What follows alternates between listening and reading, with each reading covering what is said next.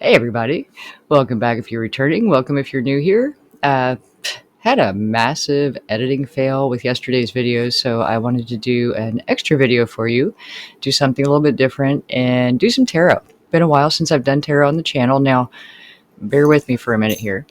Uh, just going to read you the astrology that's related to the Leo new moon. I'm going to read it because I'm not an astrologer. Uh, this astrology has been stolen from YouTube because I would much rather use professional astrologers' input and give you decent information than act like I know a freaking thing about how to read a chart, because I don't.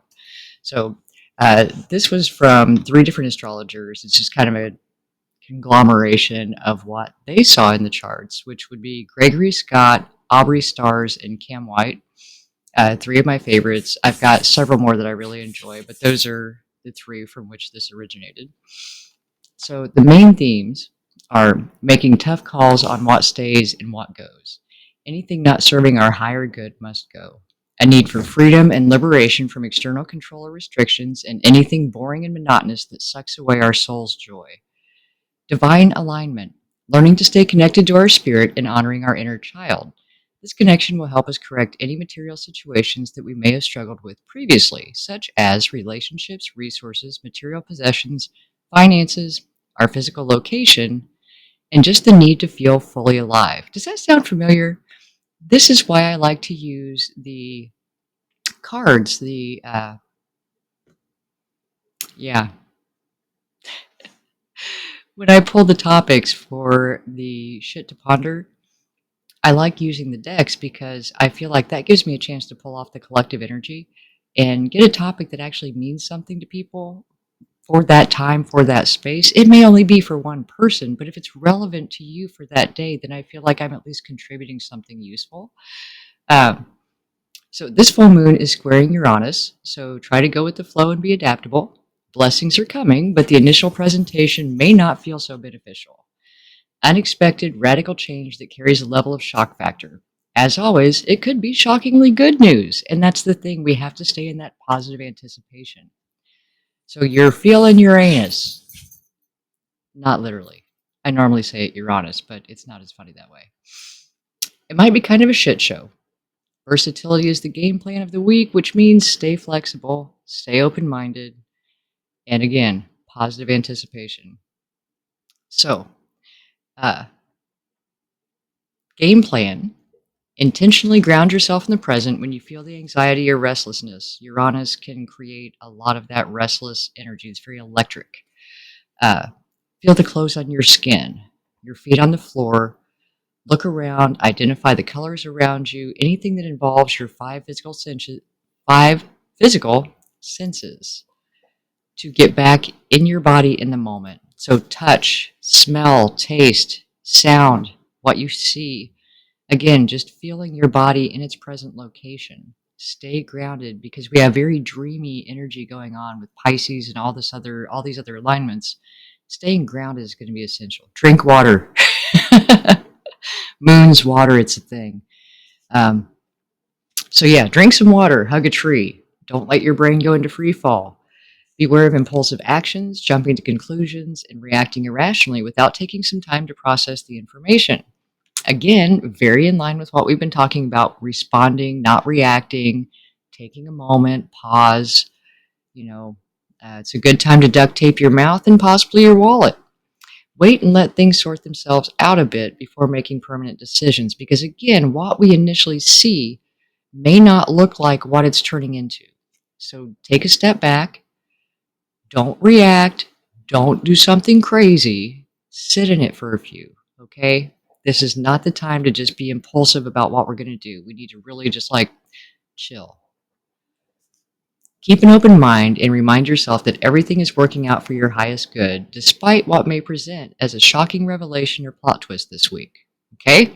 So, I normally wouldn't just read to you like that, but that was so much better than me trying to remember it and completely butchering it, because I had intelligent thoughts about it and I wanted to put them on paper so that it came across that way to you. And I'm even going to try and edit this to where it's not butchered to the extent that yesterday's video was. So, that said, let's get into the tarot. All right, so we're going to get into the tarot for the full moon in Leo. I like to start with oracle cards, so we're going to get one from Colette Barrett Reed. I did it again. Colette Barron Reed, Wisdom of the Oracle. And the oracle cards, I think, are nice to get just like an overview of the energy to start off with. So we'll see what we get here. And y'all bear with me. These are not ideal filming conditions. Long story. But that's why I have to edit so much. So, we just persist, right? See what we've got here. All right. And again, we get breathe. We had this not too long ago, but it's card number 29, and 2 plus 9 is 11 in numerology. And that's very much that energy that we're in currently. So between the phones ringing and the cats and the dogs, and we had a construction crew here earlier today, it's enchanting. Breathing. The essential meanings: patience, waiting, going slowly, wellness, meditation, and trust. Patience in all things is called for right now. What do you need to do when you're in a rush? Slow down, of course. Meditate and trust. Breathe and repeat. Humans cannot exist without drawing breath. Now is the time to allow the life-giving element of air in you to replenish your body, your being, and your very essence. Stop to smell the roses, breathe in the sunlight, and release the darkness. And miracles will appear. And that's one of the things that we talked about in the intro, is just right now we need to really just kind of chill out. Let things be. Don't get too wrapped up in the moment. Be patient and watch it unfold, because it's going to be so much better than what it looks like right now. All right, so I've got the Dragon Tarot. I've got a thing for dragons as well as tigers. So we'll just get a few cards here. Our first one out, the Wheel of Fortune. That's a nice start. All right. Oh, then we have the Four of Swords. A little bit of chaos, because, you know. Ooh, the Nine of Pentacles. Wow, liking this. Yeah. But we're going to keep this one brief. Like I said, just an overview, and, we're having some zoo issues here right now. So, breathing. Let's get one more. What's one more for this Leo full moon? I get one more card for the Leo full moon. Energy for the Leo full moon, happening February 12th, which, source willing, I'll have this posted on the 11th. Oh, we got two more. Okay. So we've got the Three of Cups and the Queen of Pentacles. Guys, dang. Sign me up for this, right? So, if you're familiar with tarot, the Wheel of Fortune is all about like closing out a cycle, with new opportunities coming in. It's just bringing us that Midas touch, the opportunity coming in. And that's something that we've been having in the Oracle cards and the Shit to Ponder daily videos, is just that, there is so much coming. And I think for a lot of us, we can feel that energy, that there's so many possibilities, there's so much opportunity, but it's not quite here. Like, the wheel is turning, and it's our choice whether or not we are cognizant of that and prepared to take advantage of those opportunities as they come. So stay present, stay grounded. Don't freak out when things look like they're going to shit, because a lot of times that's when they're getting their best. It's just not here yet. And that's followed by the Four of Swords, which again, along with the Breathe card, the resting, taking a break, preparation, being in a physical, mental, emotional state to be able to act on the opportunities that arise. Because if we're not well rested and we're not clear headed, we may not see the opportunities.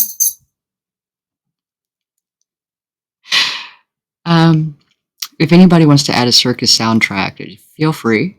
Feel free. I am just embracing the chaos. I've switched out. My mug today is "Make Your Own Magic" because that's what we're doing with this full moon energy. Obviously, my gosh. But the Four of Swords. We've talked about being in a state of fight or flight and living in that constant stress and urgency. And this is telling us, no, just chill out. There's nothing that you need to do, push, force.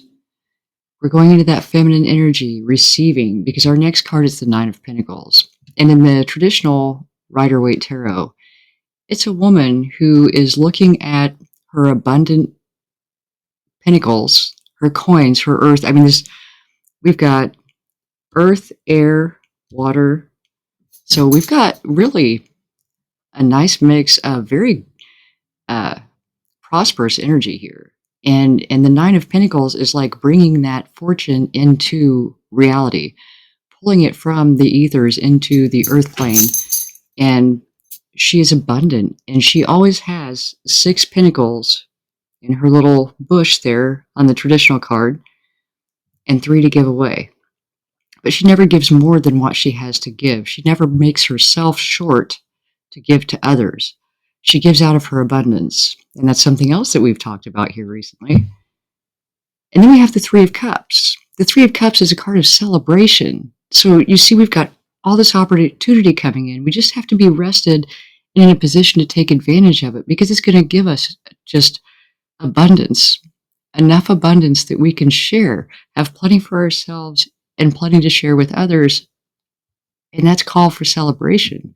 And with the Three of Cups, it's also community, friends. Again, on the traditional tarot, it shows 3 women dancing, celebrating. So you have a lot coming in that you're going to want to celebrate. So stay in that positive anticipation, because your final card up here is the Queen of Pentacles. So you went from the Nine of Pentacles, you had a party, and now you're the Queen of Pentacles. I mean, you talk about elevating. Spin that Wheel of Fortune, right? But the Queen of Pentacles is absolute stability. And she trusts in herself, knowing that she creates her own abundance. She is independent, autonomous, and we've been talking about that too, where she doesn't look outside of herself for anything because she provides for herself. She knows that she has what she needs to create the life that she wants. And she stands in that stability. Like, I want to show you this card. Check her out. She's just standing there holding her pentacle, surveying her queendom. And it's not gender specific, it's just an energy. But she's on it, not bothered. Looks like she's well rested, been taking advantage of those opportunities. And that is just beautiful energy. And I mean, I really felt that coming into this full moon. And it's why I wanted to do a reading. So I'm going to go ahead and do a few clarifiers. See, yep. Okay, still keeping it brief. Not trying to eat up your whole evening. All right, Wheel of Fortune. What's with this Wheel of Fortune? And this is the traditional Rider-Waite. And we have the Ten of Wands and the Knight of Cups. So the Ten of Wands is, this dude is like carrying 10 big wands. He's burdened. However, he's on his way home. These cards are holographic, but he's almost made it home with his harvest, right? Well, the next card for clarification was the Knight of Cups. And the Knight of Cups is that it's taking action on something you care about. Like, he's got his cup there in his hand and he's making it happen. He believes that if he has his cup, it will be filled. And so my take on this is that whatever you've been doing that has felt so burdensome, you're getting ready to release and move towards something that you love. A knight is an action card, and the cups are love, and the tarot, emotion. So moving towards your heart's desire after releasing this burden under the Wheel of Fortune, meaning that, again, we have been, for the majority, just a general energy-wise, very burdened, weighed down by expectations of ourselves and from others. Um, this push, this drive to go, go, go, produce, produce, produce. And I feel like we're moving into a time where that's not it, which the Four of Swords, being the next card, signifies like, take a breath, breathe. And so it's time to let go of those burdens. It's time to identify those burdens and then move into something that we love, that we can really move towards passionately, that's going to be fulfilling, that's going to fill our cup. So let's see here for the Four of Swords. Clarify the Four of Swords. What do we got for that? Clarify the Four of Swords. Get a card for the Four of Swords, please. Oops. Maybe. Oh. Eight of Cups. So we are walking away from something. Could it be we're walking away from craziness? Walking away from the burdens, walking away from the things that no longer serve us. That was so much in the energy. And with the Eight of Cups, he's had things in the past that have fulfilled him, but they're no longer meeting his needs. And in the distance, it's under the moon. It's under the moonlight. So again, the moon, powerful energy for this full moon. Under the moonlight, he's walking away from the things that no longer serve him. So during this time of rest and rejuvenation, the Four of Swords, and preparation, it's to walk away from those things that just don't have a place in our lives anymore, that are creating the burdens that are stopping us from going after the things that we love. So let's get Nine of Pentacles. What do we got for the Nine of Pentacles? Clarify the Nine of Pentacles, please. The Sun. Uh-oh. The Sun and the Devil, two major arcanas coming under the Nine of Pentacles. And I'm feeling this as this Nine of Pentacles is obviously going to bring you much happiness, the feelings of stability, and knowing that you are capable of standing in your power, being stable financially, emotionally, having the resources to not only provide for yourself, but for those that you love. However, I think the Devil is feeling to me like that's not your focus. The Pentacles aren't your focus. That's going to come from the heart.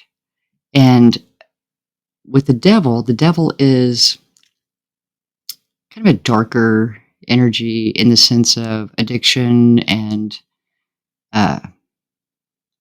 obsession. We have, as a society, been obsessed with money. So I feel like what this is telling us is that if we follow our happiness, the Sun, instead of chasing the Pentacles, we will reach that place of abundance that we desire, and we will be happy without having that obsessive money thing going on. And I really feel that this is a call for us to shift away from the materialism that has driven our culture for so long and get back into some of the simpler joys of life. And if you look at the Sun card, and again, of course, I had to grab the holographic deck, right? It's kind of hard to show you, but it's a naked child on a horse with a field of sunflowers behind him and the sun shining, just like that inner child, getting back to what makes your heart sing. And that's where your joy and your abundance is going to come from, materially and emotionally. And that stepping away from some of the obsessiveness that we've been so driven for in our society, we need to let that go. Let that go. So, Three of Cups. What's our celebration? What are we celebrating? Clarify the Three of Cups, please. Three of Cups. I'm even using the baby deck so I can shuffle better. Three of Cups. Clarify the Three of Cups. What is the Three of Cups? Yeah, the obsessive and also even escapism addiction. The devil can signify negative relationship dynamics, substance abuse, gambling, all of those darker things that keep us off track from our happiness. It's how we escape our reality. Oh, under the Three of Cups, we have justice. Justice. And that's a very karmic card. So it's like this celebration is actually like a karmic reward for getting on your path, getting on your purpose, letting go of some of the lesser things that we've held at such a high regard that don't serve us. And that's going to balance the scales with our abundance and our stability, our emotional happiness, fulfillment, joy, all of those things. That's the celebration, is finally getting to that place where we recognize this isn't serving me. This is not what's important, and pursuing the things that are. And once we're on that path, it balances things out and we celebrate because, oh my gosh, we're not wasting all of that energy anymore. And the Queen of Pentacles, let's get one for the Queen of Pentacles. Clarify the Queen of Pentacles. Let's see a card for the, oh, wow, okay. That's a lot, but it's impressive. We've got two kings.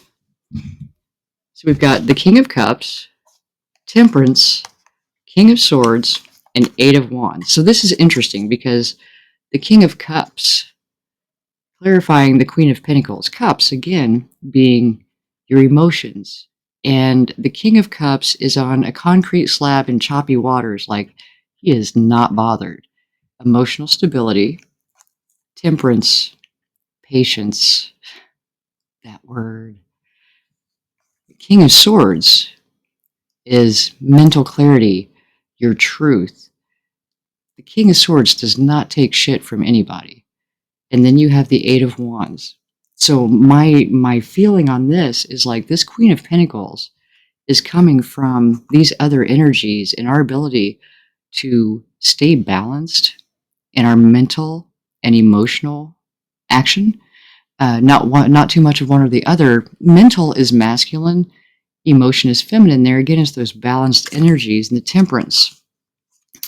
It's being called to spiritual awakening. There's an angel on the card, and she's pouring water from one cup to another. And again, that balance. And I get the feeling of patience off temperance because obviously, if we aren't already there, it may take us a few to get these worked out, right? Because if you look at this, you've got the angel balancing the water in the cups between the King of Swords and the King of Cups. I mean, can we get a more clear picture of balance your shit out? Get in balance. Emotional, mental. We can't spend too much time in one or the other, or we're not seeing things clearly. Our perception is off. Once we get that balanced out, Eight of Wands, things will move quickly to this Queen of Pentacles. So it's all a matter of just us chilling out, getting our shit together, and then bam, universe comes in and says, there you go. There you go. There's your reward. Now, I do have Dragon Oracle cards here that I would like to use to wrap this up real quick. Let's see what we can get from the Dragon Oracle. Give us a card to sum up this reading, Spirit. Give us a card to sum up this energy. One last piece of advice, please. One last piece of advice for this Leo full moon. Advice for the Leo full moon. What have you got for us? Well, and this is a relatively new deck. I really, really like it. But if you've ever worked with a new deck, they're a little bit sticky. Okay. One card, please. One card, please. Guidance for the Leo full moon. But it's interesting that this theme has been coming up in the Shit to Ponder, the daily readings, like each individual theme we've had. So I love when the energy all plays out like this. That's why I really wanted to do a tarot reading for this full moon. And we have Thor's red, black, and gold dragon protects you in times of change. A time of rapid transition and transformation. Relax. You are safe. You could not ask for better synchronicity than that. We are going through a time of significant change, and Spirit wants you to know that you are safe. So, love it. And because I wasn't daring enough to try and record both and do a picture in picture because I butchered a plain video yesterday. So I will take a photo of the spread and put it on the community page so you can look at the cards as they lay. And thank you so much for joining me. This energy is amazing, guys. Let us not let this pass us by without taking advantage. I wish you the most beautiful Tuesday evening and a glorious Leo full moon tomorrow. Thank you so much for joining me, and I will talk to you soon.